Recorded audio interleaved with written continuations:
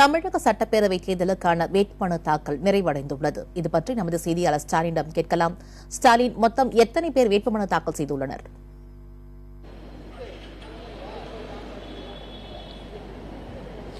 முந்தைய தமிழக சட்டமன்ற தேர்தலுக்கான வேட்புமனு தாக்கல் மதியம் 3 மணியுடன் முடிவடைந்துள்ளது.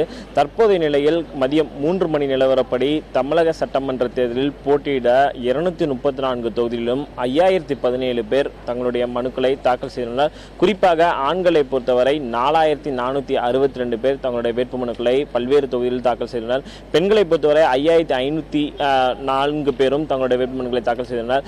வேட்புமனு தாக்கலை பொறுத்தவரை கடந்த 22ஆம் தேதி தொடங்கி இன்று மதியம் 3 மணி வரை இந்த மனு தாக்கலானது நடைபெற்றது. இந்த மனு தாக்கலில் 5000க்கும் அதிகமானோர் தற்போது தங்களுடைய வேட்புமனுக்களை தமிழகத்தின் பல்வேறு பகுதியில் தாக்கல் செய்தனர். இந்த வேட்புமனு தாக்கலின் தகவலானது தொடர்ச்சியாக தேர்தல் ஆணையத்தின் அதிகாரப்பூர்வ இணையதளத்தில் பதிவேற்றம் செய்யப்பட்டு வருகிறது. இந்த எண்ணிக்கையானது ஒவ்வொரு மணி நேரத்துக்கும் மாற்றம் ஏற்படும்.